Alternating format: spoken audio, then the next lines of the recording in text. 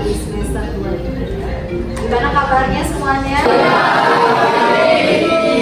Alhamdulillah bisa melaksanakan materi kuliah hari ini dengan lancar.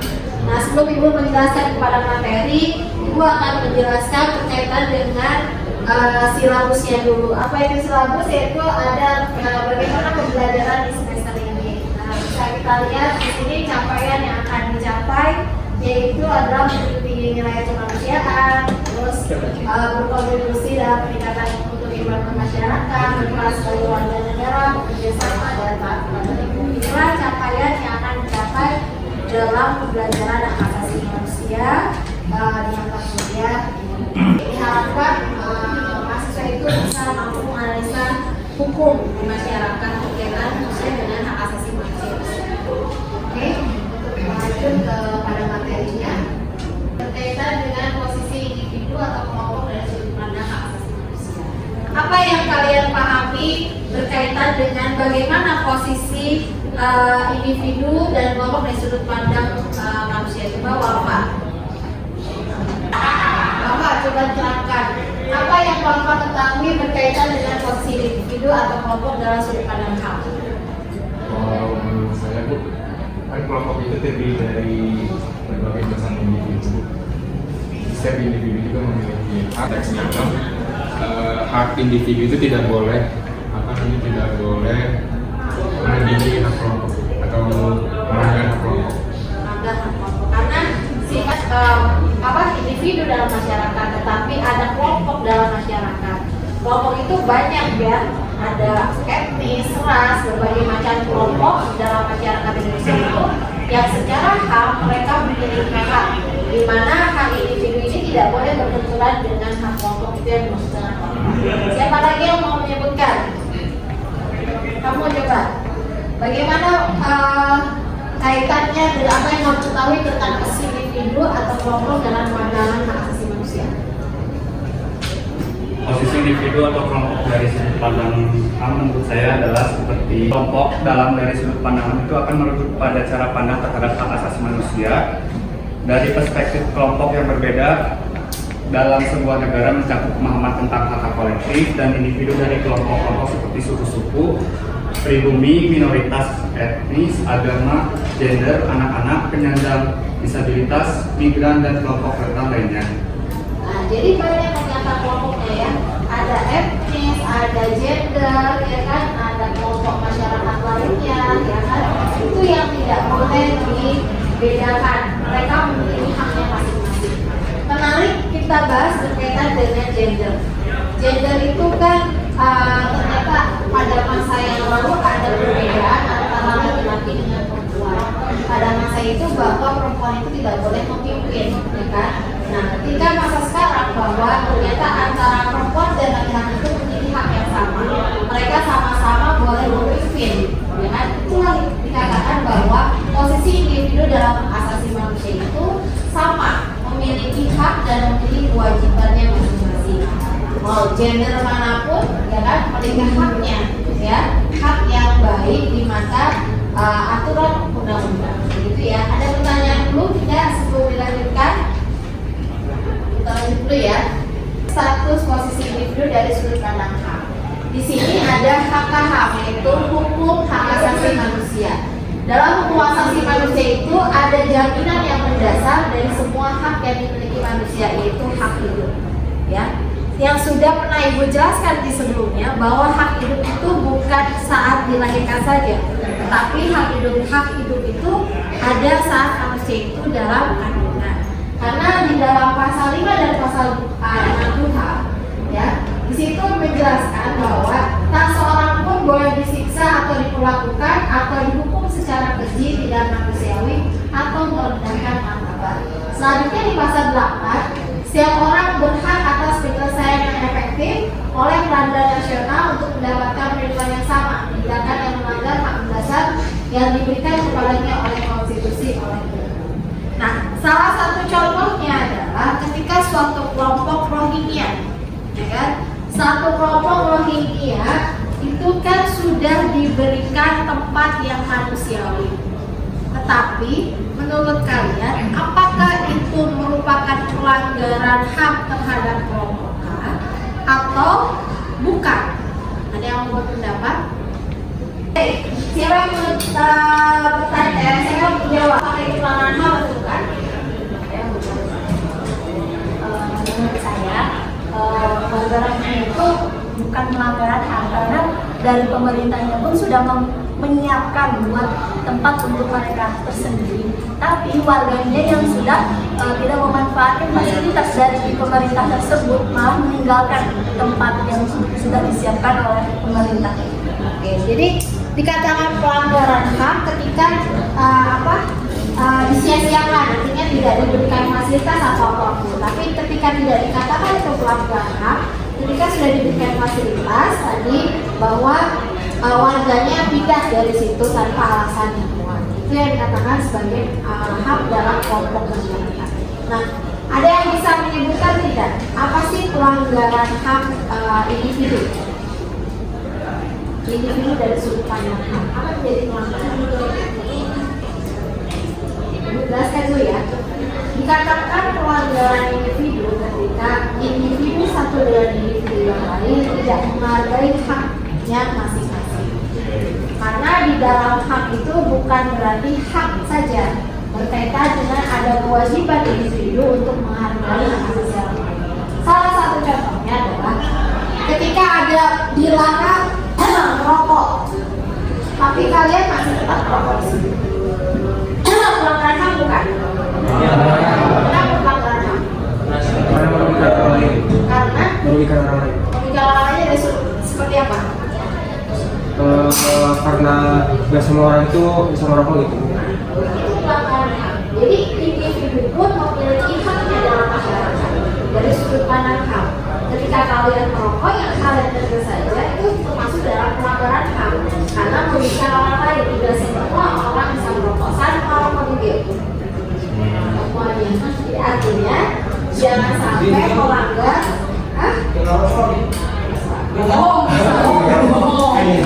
Artinya harus ada batasan, ya kan? Kalian memiliki hak untuk kalian merokok, tapi kalian memiliki kewajiban karena dalam sudut pandang HAM setiap individu itu memiliki haknya masing-masing dan memiliki kewajibannya masing-masing. Oke? Next. Pasal 28 Undang-Undang 45, setiap orang berhak untuk hidup, berhak mempertahankan hidup dan kehidupannya. Seperti apa yang tadi jelaskan ya. Nah, setiap pasal 30 Undang-Undang 39 tentang HAM juga mengatakan bahwa setiap orang berhak untuk hidup, mempertahankan hidup dan menjaga kehidupannya. Terus hidup aman, tentram, damai, sejahtera, lahir dari batin. Inilah kenapa setiap manusia itu dalam aturan undang-undang itu sudah ada aturannya, ada payung hukumnya yang mengatur setiap individu dalam suatu kelompok masyarakat, ya kan? Setiap individu itu berhak untuk aman, ya, dalam kelompok masyarakat, berhak untuk damai, berhak untuk bahagia, sejahtera, lahir dari batin. Banyak contoh di rukun tetangga yang dimana antara individu satu dan individu lain itu merasa dirinya tidak aman karena ada yang mengusik dan sebagainya. Itu banyak sekali terjadi di masyarakat. Nah, tugas kalian sebagai mahasiswa, kalian memberikan penyuluhan terhadap masyarakat apa sih pentingnya menghargai hak asasi orang lain. Ketika kalian misalnya punya pesta, ya kan, atau yang pestanya itu dilakukan hingga jam 12 malam, apakah itu melanggar hak individu lainnya? Itulah salah satu contoh di dalam kehidupan masyarakat yang dikatakan setiap orang berhak tentram, aman, damai, bahagia, sejahtera dalam kehidupan masyarakat. Ya, baik adanya nilai responsif, konstitusional dan formal. Ya, setiap etnis, ras, agama, kepercayaan dalam masyarakat itu harus dihargai. Ya, makanya ada rukun beragama, menghargai agama orang lain, menghargai kepercayaan orang lain, ras orang lain, etnis dan sebagainya, kelompok dalam masyarakat. Ya, setiap kelompok ini memiliki, setiap adat istiadat ini berbeda, setiap kelompok masyarakat ini berbeda. Misalnya kelompok masyarakat Sunda dengan kelompok masyarakat Batak. Batak itu kan suaranya keras, ya kan? sebagai warga orang Sunda orangnya lemah lembut, tetap saling menghargai, ya. Bukan berarti kita ngomong-ngomongkan siapa marah sama saya, bukan berarti seperti itu. Artinya kita tahu bagaimana adat mereka, bagaimana adat istiadat mereka. Ketika kita berkunjung ke tempatnya, oh kita sudah tahu adat istiadat mereka seperti apa. Ketika bertamu seperti apa, ya kan? Itulah fungsinya menghargai setiap individu dalam keluarga masyarakat. Oke, siapa ada yang bertanya silakan. Izin bertanya Bu, lebih penting mana dalam sudut pandang hak individu atau hak kelompok? Oke, ada pertanyaan nih teman-teman. Lebih penting mana hak individu atau hak kelompok dalam dari sudut pandang hak? Ada yang mau jawab dulu? Coba, kenapa hak individu?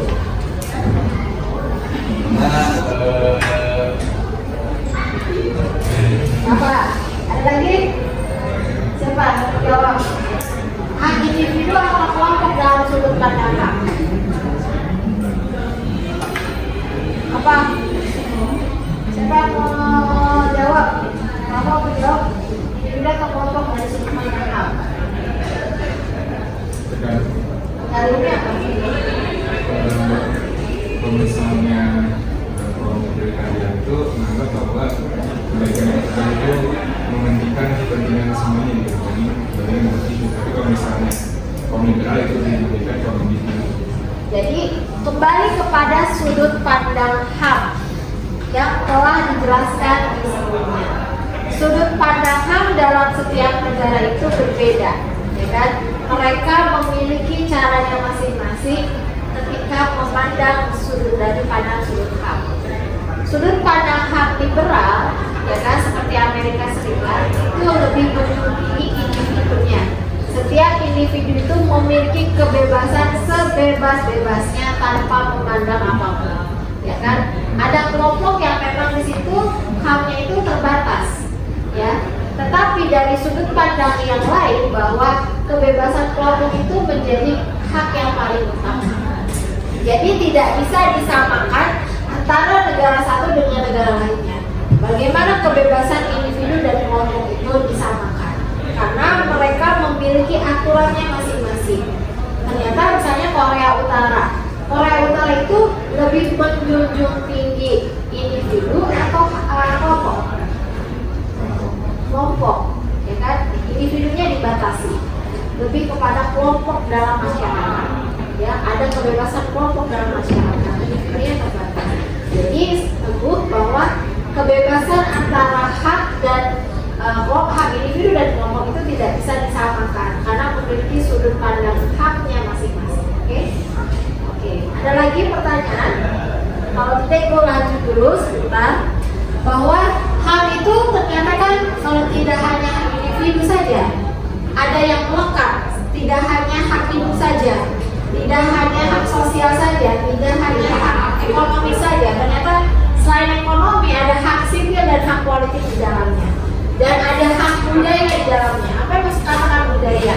Untuk mengembangkan budayanya daerahnya masing-masing, mereka memiliki haknya. Salah satu contohnya adalah pada saat itu ada kebudayaan Reok Ponorogo. Pernah dengar? Nah, di mana kebudayaan Reok Ponorogo ini pada saat itu diklaim, ya kan, bahwa bukan kebudayaan khas Indonesia. Nah, itulah ada hak untuk mengembangkan kebudayaan. Ketika haknya itu tidak diatur atau tidak dilestarikan atau tidak dilindungi oleh negara, maka hak itu akan diklaim oleh orang lain. Tidak hanya hak itu saja, hak kelompok lainnya adalah masakan khas Padang, yaitu rendang. Rendang pada saat itu diklaim oleh negara lain, oleh Malaysia, negara saudara kita, bahwa rendang itu adalah khas masakan dari Malaysia. Ya.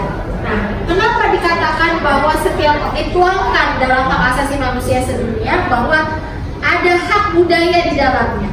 Karena itu untuk menjamin hak yang ada dalam suatu kelompok masyarakat, di mana budaya itu berkembang di dalamnya, di mana daerah tersebut memiliki khas dari makanan, dari budaya, dari polanya dan sebagainya. Itulah fungsinya kenapa harus ada aturan yang mengatur berkaitan dengan hak, baik hak sipil, individu, politik, budaya, dan hak sebagainya untuk menjaga itu. Siapa yang harus menjamin? Ya negara sebagai penjamin dari hak asasi manusia itu sendiri dan hak politik. Nah, berikutnya ada hak hidup, kebebasan kamar pribadi, larangan perbudakan, larangan penganiayaan, penangkapan, penahanan, pengasingan, hak atas pemeriksaan, kebebasan bergerak, harta benda, terus serta pemerintahan, suaka, kebebasan kamar pribadi, perlindungan masyarakat dan sebagainya. Nah, berkaitan dengan hak yang kebebasan dan keamanan pribadi. Nah, sekarang banyak permasalahan yang sering kita hadapi berkaitan dengan kebebasan dan keamanan pribadi. Salah satunya adalah modus sniping melalui aplikasi WhatsApp. Ya, ada aplikasi undangan yang ketika undangan itu kita unduh bahwa itu adalah virus atau hacker. Itu enggak? Pernah ada yang mengalami? Pernah. Gimana coba? Gimana ceritanya? Dari WA Bu, Gimana dari WA? tiba-tiba ngeping. Tiba-tiba ada yang ngechat, Isinya isinya cepat Bu. apa coba? Gimana ya? Gimana itu? Abi Bu, Apa? Ya. kan dulu itu ada game Free Fire gini. Tiba-tiba kehack Bu, gini nggak bisa main lagi Free Fire. Gimana itu? Free Fire game Oh, game. FF ada. Palan udah top up Bu, beli skin bagus tapi ujung-ujungnya ke hacker. Nah, itu adalah satu modus ya kan, modus aplikasi undangan ya kan, yang di situ ada APK itu ternyata aplikasi apa? Ya kan, jadi oknumnya itu ngechat ke kita bahwa ayo datang ke undangan ini dengan keperluan ini, tapi format filenya itu aplikasi bukan file. Jadi kalau bisa mah jangan dipencet, soalnya itu bukan file tapi aplikasi. Nah, itulah salah satu dari adanya keresahan masyarakat berkaitan dengan keamanan data pribadi, di mana keamanan data pribadi sekarang itu terganggu ya kan. Nah, ada aturan undang-undangnya yang mengatur berkaitan dengan keamanan pribadi, yaitu aturan undang-undang ITE. Jadi segala sesuatu yang berkaitan dengan hak setiap individu ataupun kelompok itu sudah ada payung hukum yang mengatur berkaitan dengan hal tersebut. Nah, sebelum Ibu mengakhiri perkuliahan, ada yang akan ditanyakan? Bu, ya Bu. Kalau membocorkan data seseorang kan itu pribadi ya Bu. Membocorkan data seseorang yang penjahat itu boleh nggak Bu? Kayak yang kasus Pina Garut. Pina Cirebon. Nah, sekarang kan ada istilah dalam hukum kita no viral, no justice, itu tidak? Yang dimaksud dengan keamanan pribadi itu adalah data pribadi kita masing-masing. Nah, misalnya di situ ada data m-banking, data dan sebagainya. Tapi kalau membocorkan atau memberitahukan kepada halayak bahwa ini loh adalah pelaku dari suatu kejahatan, boleh, asal bisa membuktikan bahwa itu kebenarannya, ya. Bukan berarti kalau tidak bisa membuktikan kebenarannya artinya memfitnah orang, ya kan? Berarti melanggar hak individu masing-masing. Maka tadi dijelaskan bahwa setiap orang itu ada larangan penangkapan, penahanan, dan pengasingan yang sewenang-wenang. Artinya ketika tidak ada data yang relevan berkaitan dengan individu itu sendiri. Kasusnya Vina itu kan sudah berlarut-larut dan sampai diviralkan melalui film.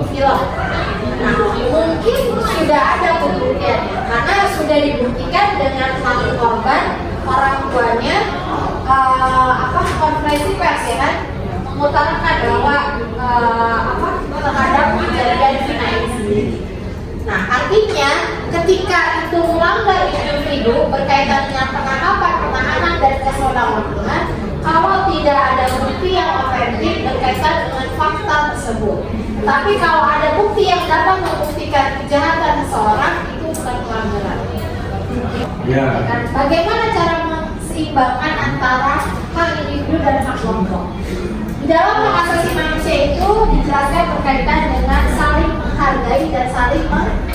menghormati. Ya. Tidak ada menghargai dan saling menghormati itu diterapkan dalam setiap individu, baik individu atau kelompok. Oke? Permasalahan yang tadi disebutkan adalah geng, ya kan? Ada geng yang berseteru dengan kelompok individu, ya. Korbannya adalah individu, ya, kelompok geng. Si kelompok geng ini kenapa demikian? Ya kan? Apakah misalnya individu ini menjelek-jelekan geng tersebut sehingga geng tersebut marah, ya? Atau seperti apa penyebabnya?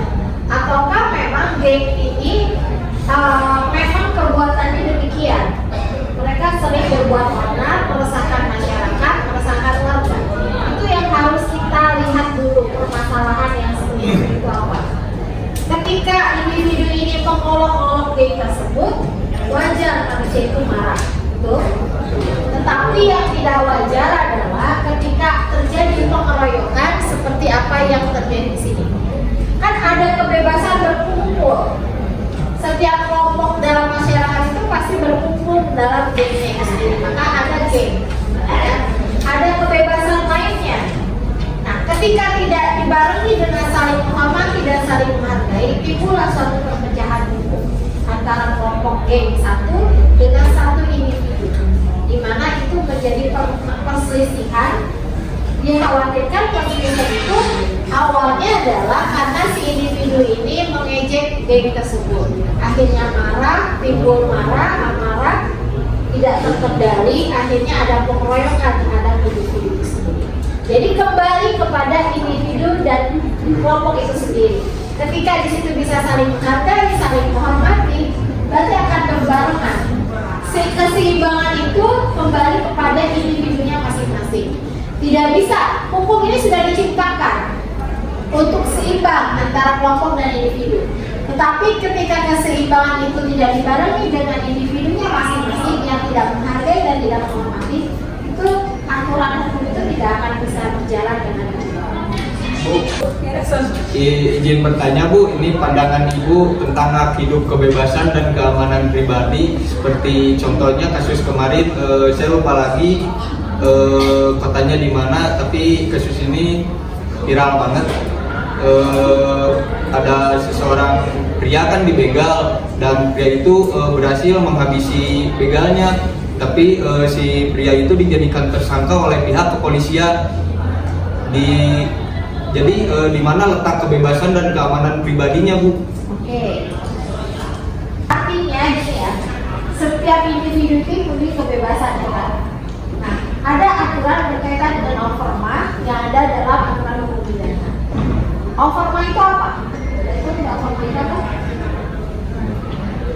Keadaan terpaksa melakukan suatu kejahatan, ya, pada saat itu dia harus membunuh seseorang karena keadaan terpaksa. Tetapi yang menjadi kesulitannya adalah keadaan terpaksa itu sulit untuk dibuktikan. Apakah benar bahwa individu itu sedang diserang, ataukah memang pembunuhan yang sengaja dilakukan? Itu yang kesulitan untuk membuktikan kebenaran overma ini. Tetapi pasal overma ini tetap berlaku.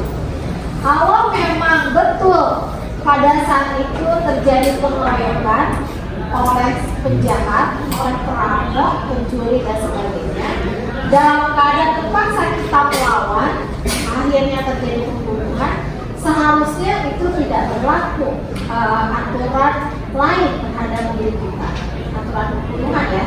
Yang berlaku adalah aturan overma.